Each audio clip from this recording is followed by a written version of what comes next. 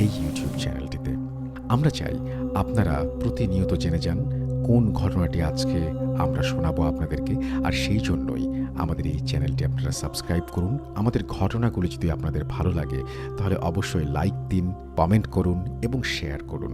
আর সেই সাথে সব সময় আপডেট পেতে আপনারা আমাদের ইউটিউব চ্যানেলটি সাবস্ক্রাইব করুন। আশা করছি আজকের এপিসোডটি আপনাদের ভালো লাগবে। এপিসোডের শুরুতে আমি জানিয়ে দিই, আমাদেরকে যদি লিখতে চান তাহলে আমাদের ইমেল অ্যাড্রেস হচ্ছে russell.bhuth.com@gmail.com, which is russell.bhuth.com@gmail.com। আপনার নাম, ঠিকানা এবং ফোন নাম্বার সহ আপনার জীবনে ঘটে যাওয়া বা আপনার জানা সেরা ঘটনা লিখে পাঠান আমাকে। ঘটনার শুরুতে অবশ্যই উল্লেখ করুন যে ঘটনাটি আপনি স্টুডিওতে এসে শেয়ার করতে চান, নাকি আপনি চান আপনার ঘটনা আমরা পড়ে শোনাই। কথা শুনতে চান না হয়তো কেউই, সবাই শুনতে চান ঘটনা। আমরা সরাসরি তাহলে প্রথম ঘটনাটিতে চলে যাই। যেভাবে লিখেছেন আমি সেভাবেই পড়ার চেষ্টা করছি। আসসালামু আলাইকুম রাসেল ভাই, জানি না কেমন আছেন। আপনি যেহেতু সবসময় ভালো থাকেন তাই আশা করি ভালোই আছেন। আপনি আমাদের পাশে আছেন, এই জন্য আপনার প্রতি কৃতজ্ঞতা প্রকাশ করছি। আমার নাম এসকে পৃথুল, বাসা ফরিদপুর জেলার মধুখালীতে। আমার এক বন্ধুর ঘটনা সিলেক্ট হওয়ায় আমি আমার সাথে ঘটে যাওয়া ঘটনা শেয়ার করছি। সবাই মনে করেন, ইস, আমার সাথে যদি প্যারানর্মাল কিছু ঘটত।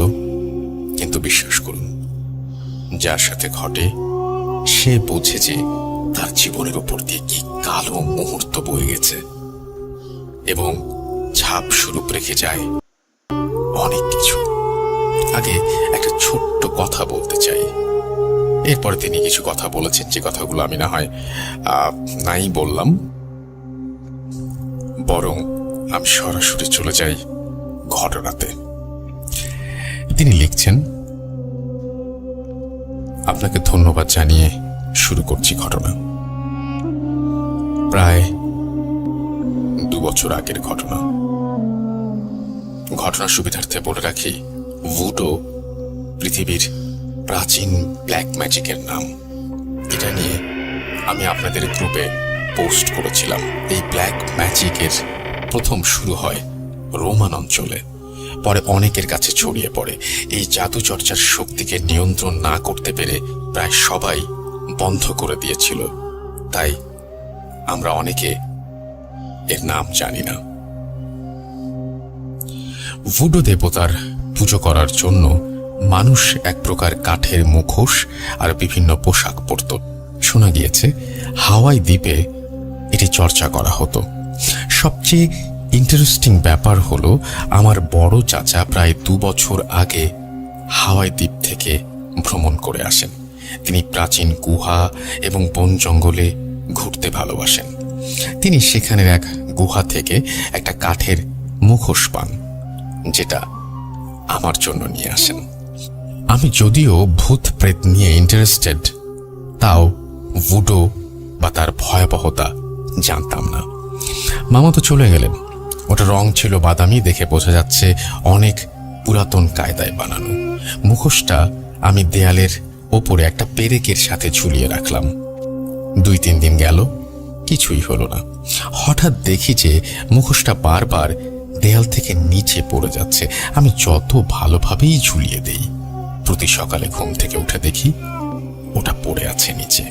বলে রাখা ভালো, মুখোশের আশেপাশে কোনো জানালা নেই, আর আমি আমার রুম লক করে ঘুমাই। মুখোশটা বেশ ভারী ছিল, বাতাসে পড়ার সম্ভাবনা কম। একদিন রাত 1টা নাগাদ ঘুমাতে যাবার আগে মুখোশটা আমি আমার মুখে লাগাই, জাস্ট ফর ফান। সেটা হয়তো ছিল আমার জীবনের সবচেয়ে বড় ভুল। হঠাৎ দেখি আমার গা হাত পা অবশ, কথা বলতে পারছি না। যেভাবে বিছানা থেকে পা ঝুলিয়ে বসে আছি, তেমন ভাবেই স্থির হয়ে বসে আছি, যেন মনে হচ্ছে আমার দেহ হতে আমার আত্মা ত্যাগ করেছে। আমি মুখোশের মধ্যে অন্য একটা জগৎ দেখতে পাই। দেখি 2জন বড় সড় আকৃতির লোক সময়টা দেখে মনে হলো প্রায় 1000 বছর পুরনো। তাদের একজনকে দেখে সর্দার করছে লাগছিল। সে পড়েছিল আমার মুখোশটা, আর একজন অন্য ধরনের মুখোশ পরে আছে। তারা দুজনেই মন্ত্র পড়ছে, বিভিন্ন অঙ্গ ভঙ্গিতে নাচতে নাচতে তারা তাদের দেবতার পুজো করছে। আমি মুখোশের মধ্যে সব দেখতে পাচ্ছি, কিন্তু না পারছি মুখোশটা ছুঁড়ে ফেলতে, না পারছি চিৎকার করতে। কোনো এক অজানা শক্তি যেন আমাকে দৃশ্যগুলো দেখাতে বাধ্য করছিল। আমার সামনে একটা পাখির ঘাড় মোটকে নিজে রক্ত পান করলো। আবার বিভিন্ন ধরনের আওয়াজ হতে লাগলো। কোন ভাষায় বলছিল আমার জানা নেই। হঠাৎ তাদের সামনে একটা ছায়া মূর্তি আসলো। ওই জায়গায় উপস্থিত সবাই হাঁটু ভেঙে বসে সেই কালো ছায়ার উপাসনা করতে লাগলো। হঠাৎ আমার মুখ থেকে জোরে বেরিয়ে আসলো আয়াতুল কুরসির প্রথম আয়াত, আর আমি যেন আবার সব শক্তি ফিরে পেলাম। ছুঁড়ে ফেলে দিলাম সেই মুখোশ বিছানার ওপর। ঘড়িতে দেখি রাত 1টা বাজে। আমি বিশ্বাস করতে পারলাম না, প্রায় 1-2 সেকেন্ডের মধ্যে এত কিছু দেখলাম। কেন দেখলাম আমি? কি হলো আমার সাথে? যেহেতু আমি আপনার প্রোগ্রাম শুনতাম, তাই জানা সব সূরা পড়ে ফু দিয়ে ঘুমালাম। সেদিন রাতে আর কিছু হয়নি। পরের দিন আবার সকালে উঠে মুখোশটা আমাদের বাসার পাশের কুয়োতে আমি ফেলে দিলাম। কুয়াটা অনেক গভীর ছিল। যাক, মাথা থেকে সব ছেড়ে দিয়ে দৈনন্দিন কাজে মন দিলাম। কিন্তু না, এখানে শেষ হলে ভালো হতো, কিন্তু বুডো চাইছিল না এত সহজে আমাকে ছেড়ে দিতে। মুখোশটা ফেলে দিয়ে আমি যেন নিশ্চিত ছিলাম আর কিছু হবে না। সেদিন রাতে ঘুমোতে গিয়ে হঠাৎ মাঝরাতে কিছু একটা পড়ার শব্দে ঘুম ভেঙে যায়। লাইট অন করে দেখি সেই মুখোশ আমার খাটের পাশে ফ্লোরে পড়ে আছে। আমার রক্ত হিম হয়ে আসলো। অসহায় বোধ করছিলাম। কি করব বুঝতে পারছিলাম না। দোয়া পড়ে নিজেকে শান্ত করলাম। মুখোশটা হাতে নিয়ে দেখি ওটার কপালে একটা লাল রঙের ক্রস চিহ্ন। ব্যাপারটা ভালো ঠেকলো না আমার কাছে। বলে রাখা ভালো, প্রথম অবস্থায় মুখোশের কপালে 3টা ক্রসের চিহ্ন ছিল, যেটা শুধু খোদাই করা ছিল। কিন্তু আজকে সেই খোদাই করা অংশে লাল রক্ত দিয়ে ভরাট করা। আমি কিছু বুঝতে না পেরে খাটের নিচে চেলে দিলাম ওটা। কাউকে কিছু না বলে ঘুমিয়ে পড়লাম। বাসার সবাই জানতো আমি আপনার প্রোগ্রাম শুনি, তাই কেউ বিশ্বাস করলো না। ঘুমানোর 1 ঘন্টা পরে হঠাৎ আমার দম বন্ধ হয়ে আসে। কেউ যেন আমার গলা টিপে ধরে। চোখ খুলে দেখি একজন বড় আকৃতির লোক। লোক নয়, এ তো সেই জন যাকে আমি মুখোশের ভেতরে দেখেছিলাম ভুডো শয়তানের উপাসনা করতে। কিছু বুঝে ওঠার আগে ও আমার গলা ধরে বিছানা থেকে শূন্যে তুলে দিল। আমি জানা সকল দোয়া পড়তে লাগলাম আর বললাম, আল্লাহর নামে বলছি, তুমি যাই হও আমাকে ছেড়ে দাও। সাথে সাথে ধপাস করে আমি বিছানায় পড়ে গেলাম। আমি জোর দিয়ে বলতে পারি আমি স্বপ্ন দেখিনি। শব্দে আমার মা বাবা জেগে ওঠে। আমি আমার রুমের দরজা খুলে বললাম, খাট থেকে আমি পড়ে গিয়েছি। সকালে দেখি আমার গলায় আঙুলের দাগ পড়ে গিয়েছে। মা বাবা এইবার ভালো করে আমাকে জেরা করতে শুরু করলো এবং জানতে চাইলো কি হচ্ছে। আমি বললাম, ও কিছু না, বাদ দাও। আমি সেদিন মুখোশটাকে আমার বাসা থেকে অনেক দূরে একটা নদীতে ফেলে দিয়ে আসি। সেদিন রাতে আবার এক জিনিস। মাঝরাতে উঠে দেখি মুখোশটা আবার আমার বেডের পাশে। এবার দেখলাম 2 নম্বর ঘরে লাল ক্রস। তবে কি আমার সাথে আরো খারাপ কিছু ঘটতে চলেছে এই কথা ভেবে আমি দোয়া দুরুদ পড়ে ঘুমাই। ঘুম আসছিল না, শুধু মনে হচ্ছিল এই কেউ এসে গলা চেপে ধরলো। প্রায় ভোর রাতে আমার ঘুম আসে। ঘুম আসার সাথে সাথে দেখি আবার দম নিতে পারছি না। চোখ খুলে দেখি এইবার আগের মতো একজন নয়, দুইজন লোক আমার রুমে। একজন আমার গলা চেপে ধরেছে, আর একজন মুখ। লক্ষ্য করলাম এই সেই সর্দার যাকে আমি মুখোশ পরা অবস্থায় দেখেছিলাম, আর তার সাথে আগের রাতের লোকটি। এইবার সূরা পড়তে পারছি না, নিশ্চিত মরে যাব। কিন্তু হঠাৎ ফজরের আজান আসা মাত্রই সব নিস্তব্ধ। আল্লাহকে শুকরিয়া জানিয়ে দৌড়ে গেলাম বাবার ঘরে। সব বললাম খুলে।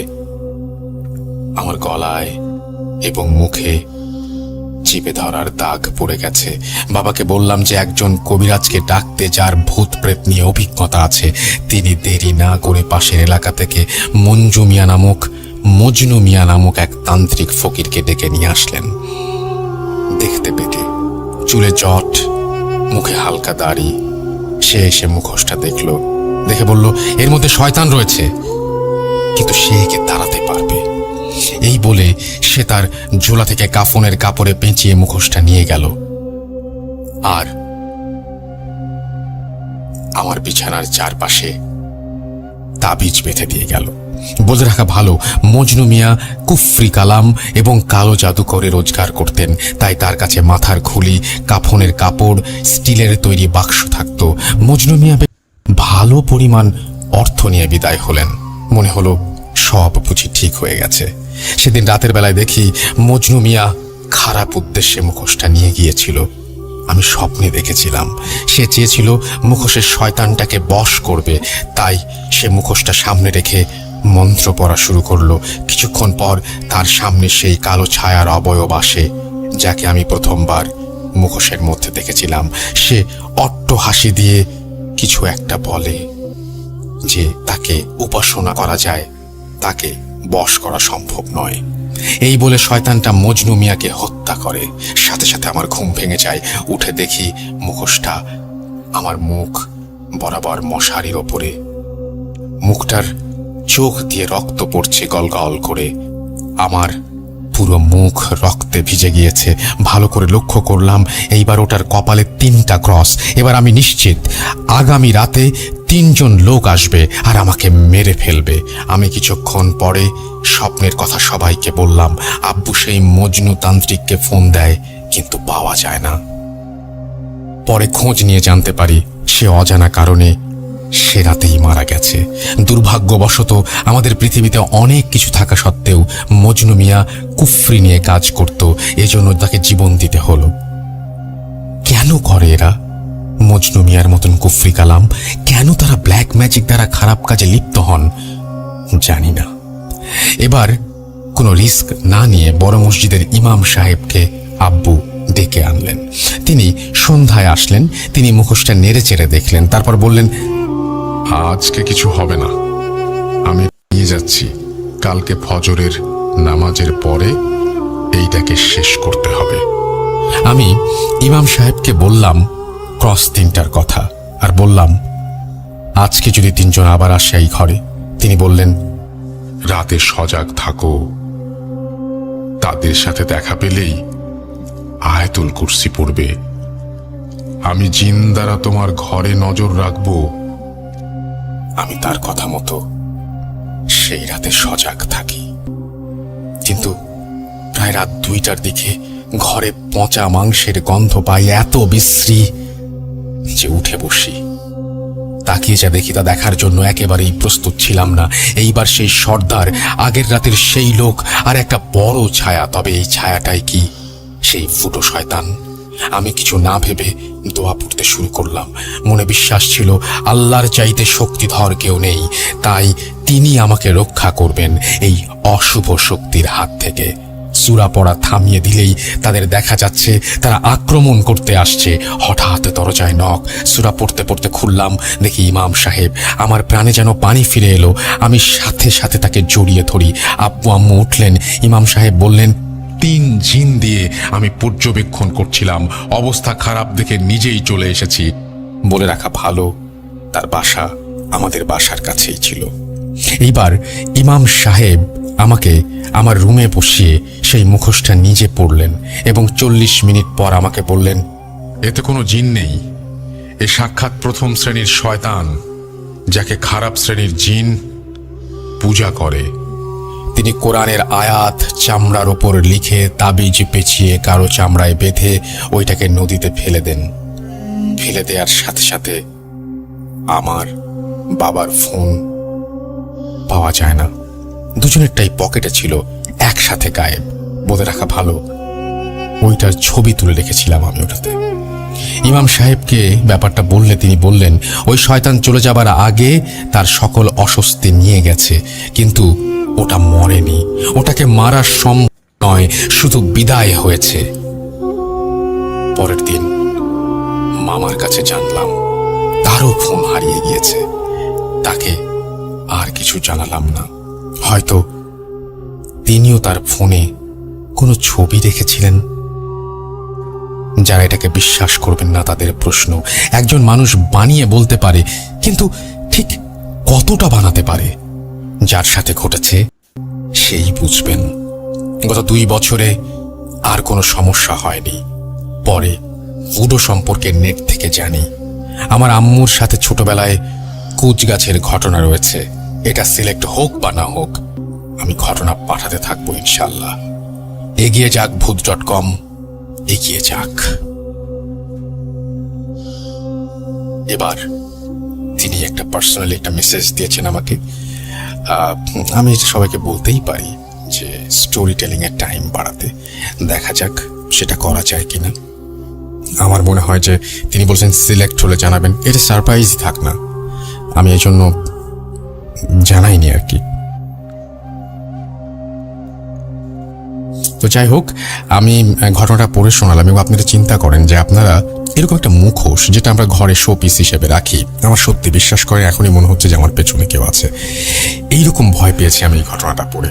বিশ্বাস করবো না কেন, তিনি লাস্টে লিখেছেন যে একজন মানুষ কতটা বানিয়ে বলতে পারে। ভাবুন তো, আপনি একটা মুখোশ নিয়ে আসলেন, সেই মুখোশে তাকিয়ে দেখলেন তার ভেতরে অন্য একটা জগৎ। ও মাই গড, আমি কিন্তু চিন্তাই করতে পারছি না। আমি জানি না যে আপনি চিন্তা করতে পারছেন কতটা, কিন্তু এটা ভাবলেও আমার শরীর ঠান্ডা হয়ে আসে। এটা ভাবলেও আমার রক্ত হিম হয়ে আসে। একটা চমৎকার ঘটনা পেলাম, যেটা পেয়ে অনেকদিন পর আমি চরম ভয় পেলাম। আপনাকে অনেক ধন্যবাদ এবং আশা করছি আপনি ঘটনা পাঠাতে থাকবেন আমাদের, এবং আমরা রেগুলার আপনার কাছ থেকে ঘটনা পাবো সেই প্রত্যাশা রেখে চলুন চলে যাই আমাদের পরবর্তী ঘটনায়। Voot.com. The fear returns with Russell.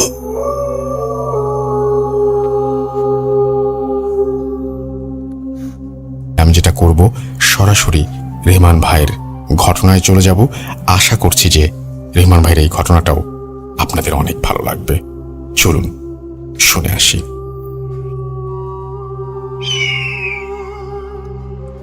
শুভেচ্ছা সবাইকে, আমি রহমান ফ্রম টরন্টো, কানাডা। আজকে আপনাদেরকে আমি যে ঘটনা শেয়ার করতে যাচ্ছি, এটা সাউথ আফ্রিকার টাউন জোহানেসবার্গের কাছাকাছি একটা শহরে। সাউথ আফ্রিকাতে আমরা তখন একটা সেমিনারের উদ্দেশ্যে আমরা গ্রুপ অফ পিপল আমাদেরকে ওখানে যেতে হয়েছিল, জোহানেসবার্গ সিটিতে। এটা একটা এভিয়েশনের ক্যারিকুলাম ছিল। ওই ট্যুরটাতে আমাদের মধ্যে অনেক জাতিগত, অনেক ন্যাশনালিটি আমরা একসাথে হয়েছিলাম পৃথিবীর বিভিন্ন দেশ থেকে। আমরা ওখানে যখন পৌঁছলাম, এর মধ্যে আমাদের বিভিন্ন গ্রুপে ভাগ করা হয়েছিল, আমাদেরকে আমাদের কারিকুলাম দিয়ে দেওয়া হয়েছিল। আমরা যখন হোটেলে এসে রুম খুললাম, একটু পরেই আমাদেরকে একটা প্যাকেটে করে সমস্ত আমাদের আইটিনারিটা ওরা দিয়ে দিল। আমার প্ল্যান ছিল, আমার যেমন করে হোক এখানকার মিউজিয়াম আমাকে যেতেই হবে, অ্যাপার্টেড মিউজিয়াম। এটা 1948 থেকে 1990 পর্যন্ত ওদের ভেতরে যে জাতিগত বৈষম্য ছিল, এর সমস্ত কিছু এই মিউজিয়ামের মধ্যে রাখা। আমাকে রেবেকা বলে একটা মেয়ে, তার সঠিক নাম আমি বলতে পারছি না সঙ্গত কারণেই, এবং রেবেকাও সে সাউথ আফ্রিকার মেয়ে। তো ওর সাথে আমার বেশ দু একটা কথাবার্তা হচ্ছিল, নতুন পরিচয়। তারপরও সে আমাকে বলল যে আমি এখানেই মোটামুটি আমার জীবনের অনেক কটা বছর কেটেছে, আমার পড়াশোনা হয়েছে। আমি যখন কলেজে আসি, হাই স্কুলে আসি, আমি তখন এখানেই বড় হই। তো আমার তো বেশ ভালো লাগলো। তো আমাকে রেবেকা একটা প্রস্তাব দিয়েছিল, বলল যে কাল সকালে, কালকে সারাটা দিন যেহেতু আমাদের অফ আছে, তারপর দিন থেকে আমাদের যে সেমিনার শুরু হবে, কালকে আমার এখানে আমার ব্যাংকের অ্যাকাউন্টে কিছু কাজ আছে, তুমি যদি আমাকে একটু কোম্পানি দাও তাহলে আমি কাজটা সেরে আসতে পারবো। একটা জিনিস বলে রাখা ভালো, এই সাউথ আফ্রিকার জোহানেসবার্গ সিটিতে বিভিন্ন জায়গা আছে, এখানকার পুলিশিং, মিউনিসিপ্যালিটি কর্পোরেশন, ওরা নিজেরা এখানে এরিয়া করে রেখেছে যেখানে ক্রাইম রেট হয়তো অনেক বেশি। ওরা বড় বড় ব্যানার দিয়ে, বিলবোর্ড দিয়ে ওরা ওখানে লিখে দেয়, দূর থেকে দেখা যায় যে ক্রাইম এরিয়া। একা যাওয়াটা ঠিক তেমন সমীচীন নয় আর কি। তার উপরে আমি রেবেকার কথা ভাবলাম যে হয়তো সে কারণেই আমাকে বলেছে তার সাথে একটু যাওয়ার জন্য ব্যাংকে। আমি রাজি হয়ে গেলাম, কিন্তু তার বদলে আমি ওকে বললাম, তোমাকে কিন্তু আমাকে অ্যাপার্টেড মিউজিয়ামে নিয়ে যেতে হবে, কারণ লোকালের সাথে থাকা আমার আর গাইডের কোনো দরকার হবে না, তুমি আমাকে এক্সপ্লেন করতে পারবে। ও আমাকে বললো নো প্রবলেম, আমি কাজটা সেরেই আমরা ওখান থেকে চলে যেতে পারবো। সকালবেলা উঠলাম, যথারীতি আমরা ওখানে চলে গেলাম ব্যাংকে। আমরা একটা উবার ডেকে ওখানে ব্যাংকে গেলাম। আসলে বেশ এরিয়াতে দেখলাম বড় বড় করে লেখা আছে যেগুলো ক্রাইম এরিয়া। আমরা ব্যাংকে, ও যখন ব্যাংকে ঢুকলো, আমি বাইরে দাঁড়িয়ে একটা দোকানের মধ্যে দেখলাম এখানে একটা জিনিস, আরেকটা জিনিস বলে রাখি, এখানে বহু বছর আগে ইন্ডিয়ানস এরা এখানে এসছিল এবং এরা এখানে বিজনেস করে, এরা এখানে থাকে বহু বছর ধরে। পাশে একটা ইন্ডিয়ান দোকান সেরকম, ওখানে ঢুকলাম, দেখি ওখানে আবায়া, নেকাব, তারপরে টুপি, তসবি, এগুলো সব বিক্রি করছে। দেখতে বেশ ভালো লাগলো, কত হাজার মাইল দূরে দেশ থেকে এইখানে এসব বিজনেস, এটা একটা আলাদা রকমের একটা ফিলিং। এই ফিলিংটা পৃথিবীর বিভিন্ন জায়গায় গেলে যারা যায় তাদের মধ্যে তারা বুঝতে পারবে আমি আসলে কি মিন করছি। ও তাড়াতাড়ি ব্যাংকের কাজ সারলো, এসে আমাকে বললো যে চলো ফিরে যাই, তার আগে তুমি এক কাজ করি, এখানকার তো অনেক ফেমাস, এখানকার বিফ, সাউথ আফ্রিকান বিফ তো অনেক ফেমাস। এখানে একটা রেস্টুরেন্ট থেকে আমরা বিফের কিছু কাবাব পিক আপ করি, চিকেন টিক্কা নিয়ে নেই, আমরা আমাদের লাউঞ্জে গিয়ে হোটেলে আমরা ওখানে খেয়ে নিয়ে তারপর আমরা অ্যাপার্টেড মিউজিয়ামে আমরা যেতে পারবো। যাই বলা তাই কাজ, আমরা খাবার পিক আপ করে নিলাম, খাবার নিয়ে আমরা হোটেলে আসলাম। আমরা যেহেতু একটা বিগ গ্রুপ, হোটেল আমাদেরকে বেশ খাতির যত্ন করার জন্য পুরো লাঞ্চটা আমাদেরকে দিয়ে দিয়েছে। ওখানে বসে আমরা খাওয়া দাওয়া করলাম, চট করে আমি রুমে চলে গেলাম, সেও গেল। ফ্রেশ হয়ে আমরা বেরিয়ে আসলাম, বেরিয়ে এসে একেবারে সরাসরি অ্যাপার্টেড মিউজিয়ামে। এটা আসলে না দেখলে ঠিক, আমি ওখানে না গেলে কেউ বিশ্বাস করতে পারবে না যে মানুষের জাতিগত যে বিভেদ, মানুষের ভেতরে যে স্কিনের যে ডিফারেন্সগুলো, এখানে ওরা সবকিছু রাখা। এখানে নেলসন ম্যান্ডেলা, পৃথিবীর বিশ্ববিখ্যাত লিডার নেলসন ম্যান্ডেলার তার সমস্ত জীবনের সবকিছু এখানে ওরা রেখেছে। ঢোকার মুখেই দেখলাম চেয়ার, ওখানে চেয়ার ঠিক না, এটা একটা বেঞ্চির মতো ওখানে রাখা, ওখানে বড় করে লেখা আছে কোন বর্ণের মানুষ এখানে বসতে পারবে, ভিন্ন বর্ণের মানুষ এখানে বসতে পারবে না। আসলে এই বেঞ্চগুলো কিন্তু মিউজিয়ামের এই অংশ, ওরা বাইরে রেখেছে জাস্ট একটা এফেক্ট দেওয়ার জন্য। ঢোকার গেটের ক্ষেত্রেও আমি তাই দেখলাম, গেটেও দেখলাম আলাদা লাইন করা আছে একটা বিশেষ বর্ণ মানুষ ঢোকার জন্য, আর বাকি বর্ণের মানুষগুলো ওই গেট দিয়ে ঢুকতে পারবে। ভেতরে ঢুকে তো আরো অবাক হয়ে গেলাম, অনেকগুলো ফাঁসির দড়ি দেখলাম ঝুলিয়ে রাখা, তার মধ্যে আইসোলেশন ছোট ছোট খুপড়িঘর যেখানে ভেতরে রেখে দেওয়া হতো, এত ছোট যে কোনো রকমে কিভাবে থাকতো এখানে আমি বর্ণনা দিতে পারবো না। আরো অনেক কিছুই আছে, আমরা এগুলো দেখে আমরা চলে আসলাম। আসতে আসতেও আমাকে বললো, তুমি তো আমাকে অনেক ফেভার করলে, তুমি আমাকে আরেকটু ফেভার করো। আমার হঠাৎ মনে পড়লো, আসলে আমার দাদু তো এখানে থাকে কাছেই, প্রিটোরিয়ায় আমার দাদু থাকে, আমাদের যেতে বেশিক্ষণ লাগবে না, আমরা ট্রেনে করে যদি যাই তাহলে আমাদের হাফ অ্যান আওয়ার মধ্যে আমরা পৌঁছে যাবো। আমার কিছু জিনিস আছে, আমি ওগুলা পিক আপ করতে চাই। আর তাছাড়া আমি জোহানেসবার্গে এসেছি প্রায় আমার 6 মাস পার হয়ে গেল, আমি কিছু জিনিস পিক আপ করবো, তারপর আমরা চলে আসবো, তারপর রাত্রে এসে আমরা ঘুমিয়ে পরদিন আমরা সকালে সেমিনারে যাব। আমিও এই প্রস্তাবটা প্রত্যাখ্যান করতে পারলাম না, কারণ আমি এর আগে প্রিটোরিয়া নিয়ে অনেক পড়েছি। আর তাছাড়া এরকম নতুন জায়গা দেখতে কার না ইচ্ছে করে। যা বলা তাই কাজ। আমরা ওখান থেকে সরাসরি স্যান্টন বলে যে জায়গা, ম্যান্ডেলা স্কোয়ার, তার পাশে আমরা যে ট্রেন স্টেশন, ওখান থেকে টিকিট কেটে আমরা ট্রেনে উঠে গেলাম। যেতে যেতে ওর সাথে কথা হচ্ছিল এবং আমি ও আমার সম্পর্কে জিজ্ঞেস করলো, আমি ওর সম্পর্কে জিজ্ঞেস করলাম। ওর স্টোরিটা অনেক টাচি। ওর যখন 2 বছর বয়স, ওর বাবা মার মধ্যে ডিভোর্স হয়ে যায়। ওর মা আসলে অ্যাঙ্গোলার মহিলা। ওর মা তখন ওকে নিয়ে ওর নানির বাড়ি অ্যাঙ্গোলাতে চলে যায়, কিন্তু বছর 2 পরে আরো ওর মা আবারও বিয়ে করে। এখন এই বেচারি তখন সে একা হয়ে গিয়েছিল। ওর নানির কাছে ও 8 বছর বয়স পর্যন্ত ছিল। 8 বছরের পরে ওর দাদু, যেখানে আমরা এখন যাচ্ছি, ওর দাদু ওকে নিয়ে আসে। ওর দাদুর কাছে ও বড় হয়। ওখানে থেকে তার হাই স্কুল, কলেজ সবকিছু সে ওখান থেকে করে। আমরা স্টেশনে এসে পৌঁছালাম, দেখলাম সেই মুভিতে দেখা সেই শর্টস পরা, খাকি রঙের হ্যাট পরা, শার্ট পরা, সাফারি ড্রেসের মতো। তো ওর দাদু এসে হাজির হলো, বেশ সুঠাম, বেশ শক্ত সামর্থ্য মানুষ। তা আমার সাথে পরিচয় করিয়ে দিল। 15 মিনিটের মধ্যে আমি ওর দাদুর বাসায় পৌঁছলাম। বিশাল বাড়ি, ব্যাকইয়ার্ডটা দেখার মতো। আর রুমে ঢুকতেই, এটা একটা র্যাঞ্চ হাউসের মতো, রুমে ঢুকতেই সে পুরনো সমস্ত আসবাবপত্র। আরেকটা জিনিস আমাকে অভিভূত করলো, ওখানে না হলো অন্তত 10,000 বই রাখা আছে, পার্সোনাল লাইব্রেরি। আমি তো তাকিয়ে থাকলাম শুধু বইয়ের দিকে। ওর দাদু বলল যে এখানে যতগুলো বই দেখছো, এর প্রত্যেকটা বই আমার পড়া, এটা আমার সারা জীবনের সঞ্চয়, এগুলো ছেড়ে আমি কোথাও যেতে পারবো না। তো ওনার জ্ঞান সম্পর্কে আমার আর কোনো ডাউট থাকলো না। বোঝা গেল যে উনি বেশ জ্ঞানী মানুষ। তো এর মধ্যে রেবেকা চলে গেল তার রুমে, সে টুকটাক জিনিস দেখার জন্য। আমাকে আবার ডাক দিল, বলে এসে রুমটা তুমি দেখে যাও, আমার স্কুল জীবনের, আমার কলেজ জীবনের কিভাবে কেটেছে এখানে। তা আমি একটু অস্বস্তি লাগছিল, তারপর আমি একটু গেলাম, গিয়ে দেখি আসলে খুব সুন্দর করে সাজানো ওর রুমগুলো, সেই ওভাবেই রাখা। ওর দাদি নেই, দাদি মারা গেছে অনেক বছর আগে। ওর দাদুর সাথে থাকে একজন গভর্নেন্স থাকে আর একটা হেল্পার থাকে।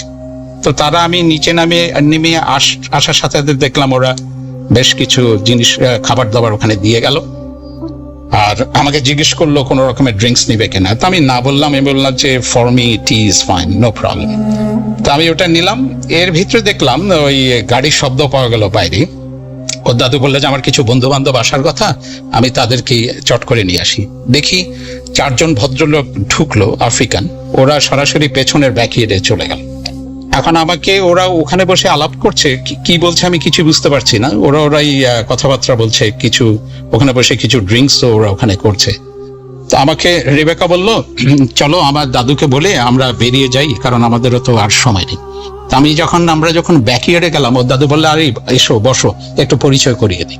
আমার সাথে পরিচয় করিয়ে দিল। প্রত্যেকটা যে 4 জন লোক ওখানে বাইরের থেকে এসেছিল, আমার দিকে অদ্ভুত এক দৃষ্টিতে তাকিয়েছিল। তো ওদের চোখগুলো যে আমি কেমন, আমি ঠিক বুঝতে পারবো না। আমিও তাকিয়েছিলাম। আমাকে তো ওর দাদু বললো যে তোমাকে একটা জিনিস দেখাই। দেখি ওখানে কাঠের অনেক কিছু জিনিস রাখা।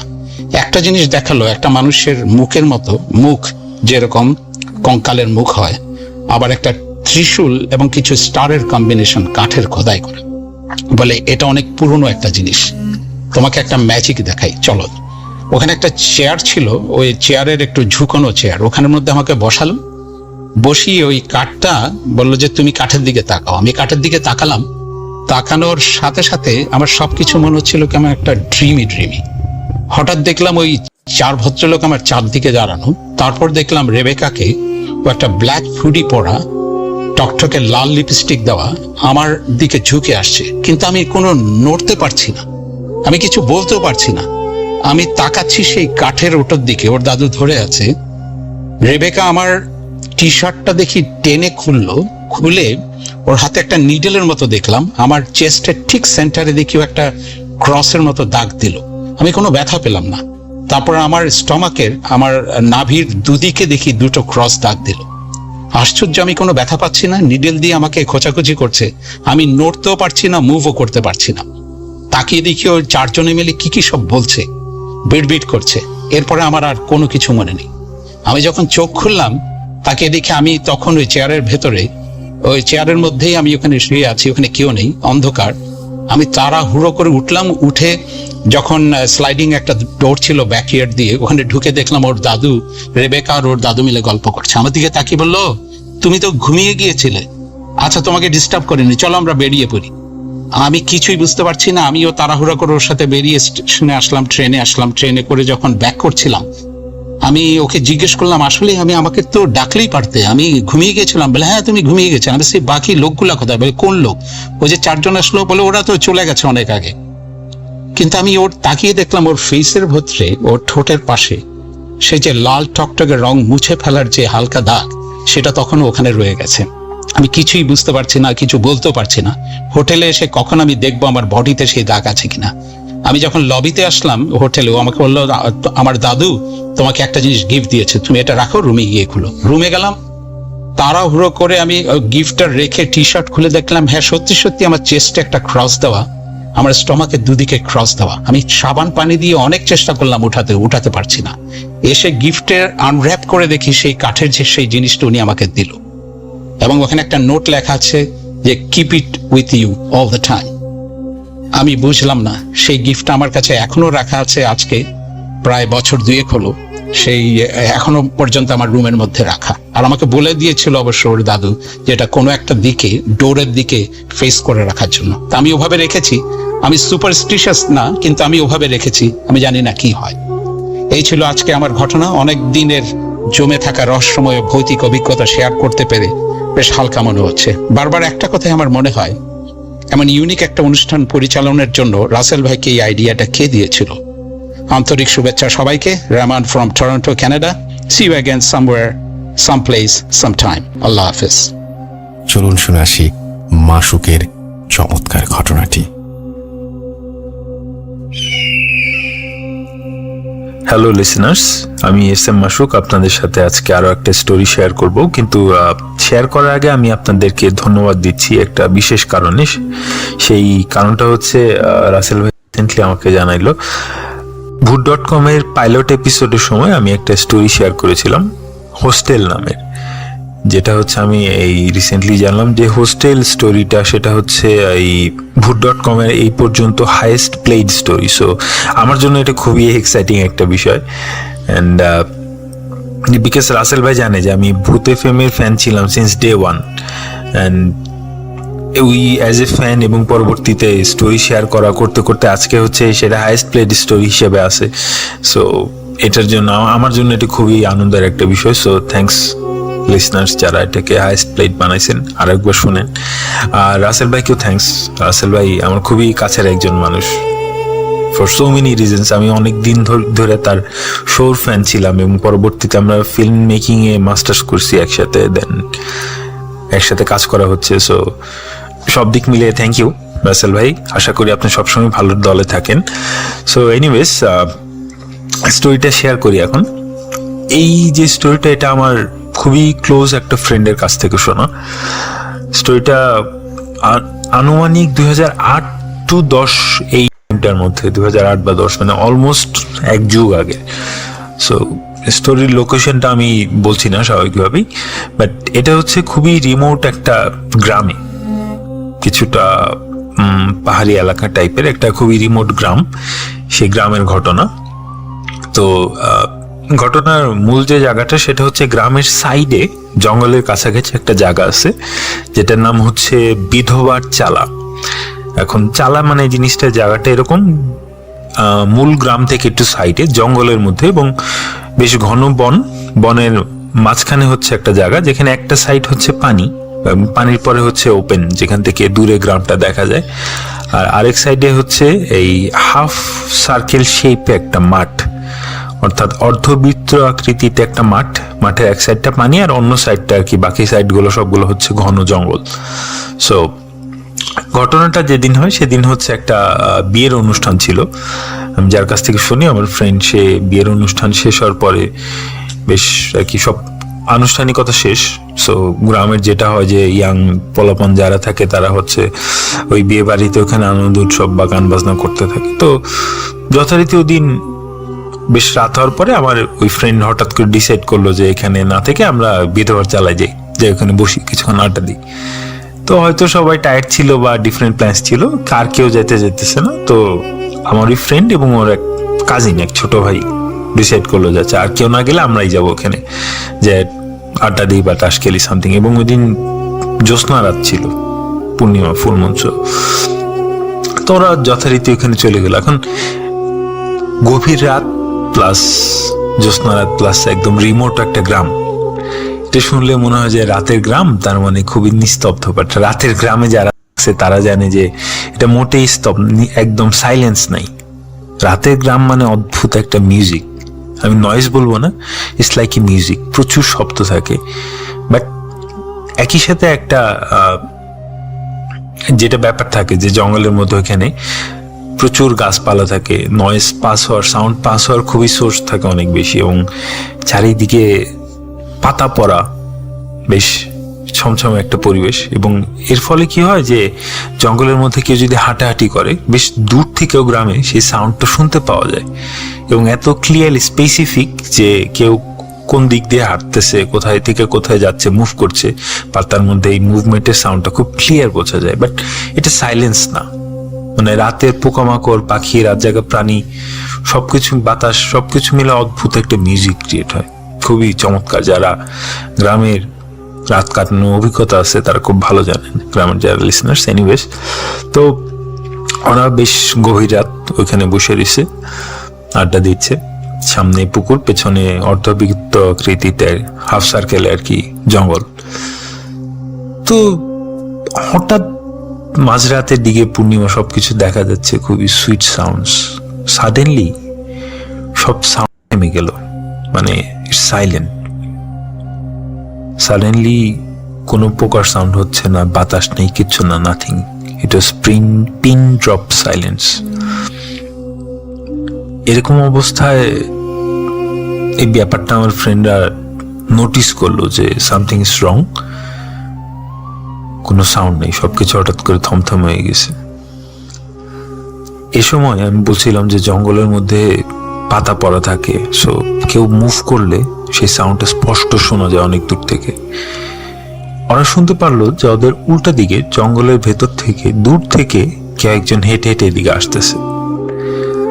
সো এটা খুবই নর্মাল একটা বিষয় ওদের কাছে মনে হইলো, যে হয়তো আমাদের ফ্রেন্ডরা যারা আছে তারা জয়েন, মানে ওরা এখানে আছে তো ফ্রেন্ডসরা জানে, সো তারা হয়তো জয়েন করার জন্য আসতেছে কেউ।